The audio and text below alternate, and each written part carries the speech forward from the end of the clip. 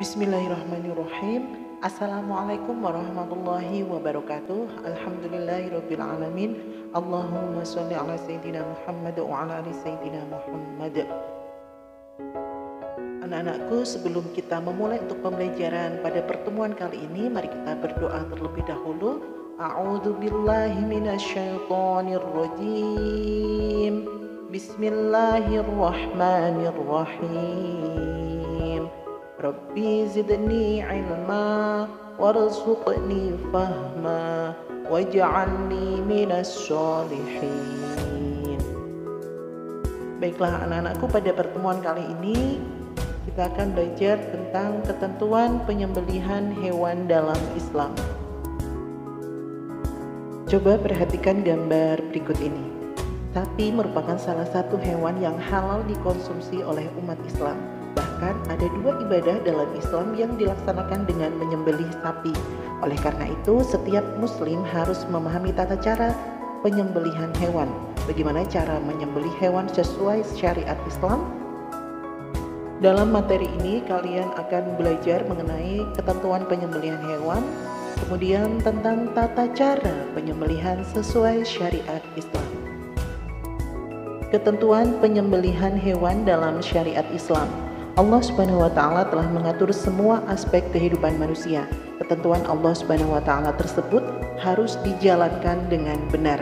Salah satu ketentuan Allah terdapat pada proses penyembelihan. Ada 4 aspek dalam penyembelihan hewan yang diatur oleh syariat Islam. Aspek-aspek tersebut antara lain orang yang menyembelih, hewan yang akan disembelih, kemudian alat untuk menyembelih, dan proses penyembelihan hewan. 1. Ketentuan orang yang menyembelih. Orang yang akan menyembelih hewan harus memenuhi beberapa ketentuan sebagai berikut. Yang pertama, beragama Islam. 2. Balik dan berakal. 3. Melakukan penyembelihan dengan sengaja. 4. Membaca basmalah serta disunahkan membaca sholawat dan takbir sebanyak 3 kali. Ketentuan tersebut sesuai yang terdapat dalam Al-Quran dan hadis sebagai berikut.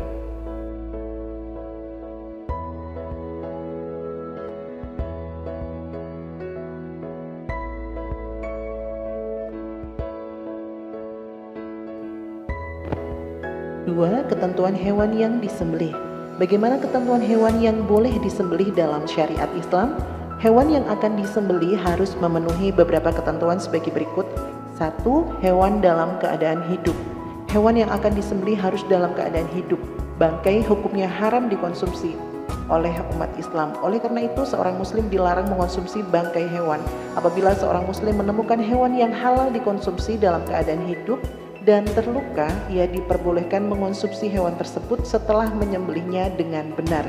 Ketentuan ini dijelaskan dalam firman Allah Subhanahu wa taala sebagai berikut.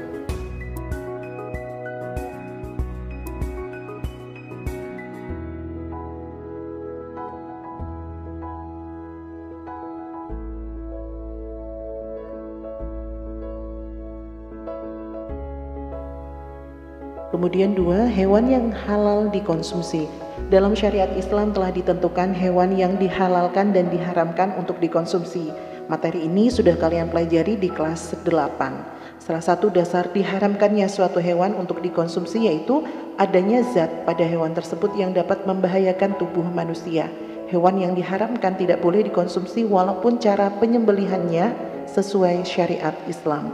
Oleh karena itu, setiap umat Islam hanya diperbolehkan mengonsumsi hewan yang halal. 3. Mengenai ketentuan alat penyembelihan.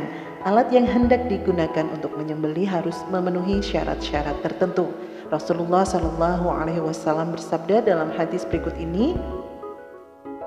Pada hadis ini dijelaskan bahwa alat yang digunakan harus tajam. Hadis tersebut juga menjelaskan larangan menggunakan tulang dan kuku untuk menyembelih hewan.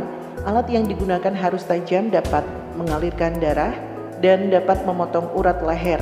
Alat yang tajam memudahkan seseorang ketika menyembelih hewan, sehingga hewan yang disembelih tidak tersiksa.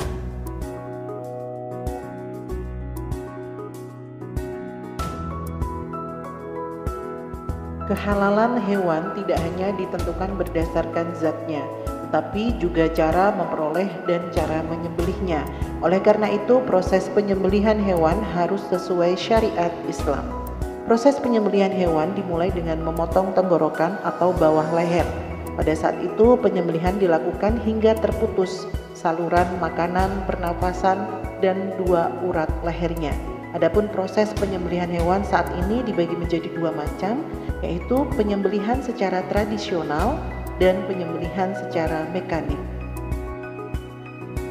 Yang pertama, penyembelihan hewan secara tradisional. Tata cara penyembelihan hewan secara tradisional adalah sebagai berikut.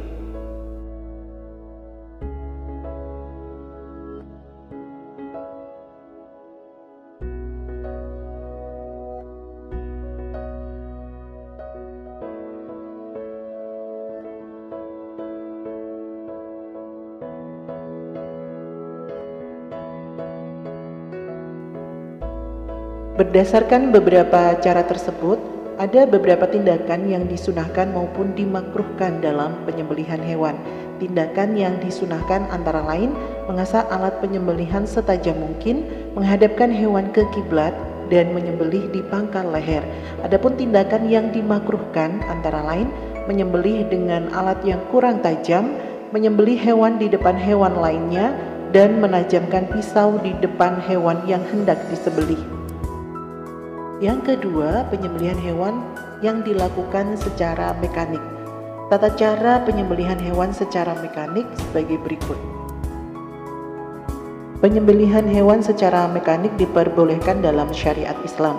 Ketentuan tersebut berdasar pada berbagai fatwa dari ulama di dunia, termasuk fatwa Majelis Ulama Indonesia. Majelis Ulama Indonesia menetapkan kehalalan daging hewan yang disembelih secara mekanik dalam sidangnya pada tanggal 24 Syawal 1396 Hijriah atau 18 Oktober 1976. Selain 2 cara penyembelihan tersebut, ada cara lain dalam menyembelih hewan buruan. Coba perhatikan hadis berikut ini. Hadis tersebut menjelaskan bahwa seorang muslim diperbolehkan melukai hewan buruan pada bagian mana saja asalkan membuat hewan tersebut segera mati. Tindakan tersebut diperbolehkan karena sulitnya menangkap dan menyembelih hewan buruan. Beberapa ketentuan penyembelihan hewan dalam Islam menunjukkan perintah untuk menyayangi hewan. Syariat Islam mengajarkan agar hewan sembelihan disayangi dan tidak disakiti selama proses penyembelihan. Prinsip tersebut mengajarkan umat Islam untuk peduli pada semua ciptaan Allah Subhanahu wa taala, termasuk hewan, tumbuhan, dan lingkungan sekitar. Umat Islam diperintahkan untuk berperilaku peduli pada lingkungan sekitarnya. Umat Islam hendaknya menjadi teladan bagi orang lain dalam menjaga, merawat, dan memperindah lingkungan sekitar. Perilaku peduli pada lingkungan sekitar dapat ditunjukkan dengan cara berikut ini. Alhamdulillahirrabbilalamin. Anak-anakku, demikianlah untuk pembahasan materi pada pertemuan kali ini. Untuk pertemuan berikutnya kita akan mempelajari bersama tentang ibadah kurban dan ibadah akikah. Kita tutup pembelajaran hari ini dengan membaca doa kafaratul majelis bersama. A'udzu billahi minasyaitonir rajim. Bismillahirrahmanirrahim. Subhanakallahumma wa bihamdika asyhadu an la ilaha illa anta astaghfiruka wa atubu ilaik. Terima kasih atas perhatiannya.